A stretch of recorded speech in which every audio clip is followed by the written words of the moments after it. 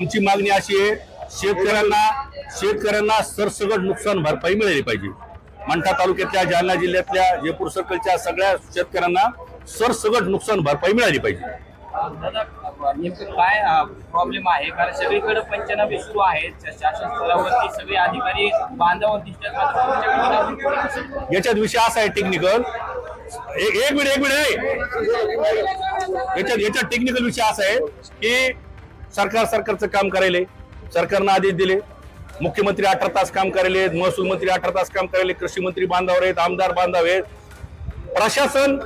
प्रशासन चुकीचे मुद्दे टाकून शेतकऱ्याला वंचित पाहायचं स्वप्न पाहिले। म्हणजे ज्याचा स्वयंपाक आहे वाड्या, स्वयंपाकवाले खाऊ घालायला तयार आहेत, पण वाढीनच नीट, वाड्याकडे गुन्हा आहे, प्रशासनाकडे गुन्हा आहे। कारण ह्या क्षेत्रातले तज्ञ माणसं असतील प्रशासन आहे, मग जिल्हा कृषी अधीक्षक असतील किंवा जिल्हा अधिकारी असतील। आमचं पर्सनली कोणाचं भांडण नाही, मी पर्सनली बोलत नाही कोणाला, आमचं जिल्हा प्रशासनाची भांडण आहे, त्याला जिल्हाधिकारी असतील आणि त्या जिल्हा कृषी अधीक्षक यांच्याची भांडण आहे, यांच्या चुकीच्या धोरणामुळे। कारण यांनी जर ब्रीफ केलं, मी बॉटनिकल प्रूव्ह करून देतो की कसा शेतकऱ्याचं नुकसान झालं आणि कशामुळे शेतकऱ्याला सरसकट नुकसान भरपाई मी बॉटनिकली प्रूव्ह करून देऊ शकतो। इथं कृषी अधीक्षक यांनी बोलावं, कलेक्टर मॅडम आणि शेतकऱ्यासमोर मी बॉटनिकली प्रूव्ह करून देतो की कशामुळे आम्हाला सरसकट नुकसान भरपाई पाहिजे।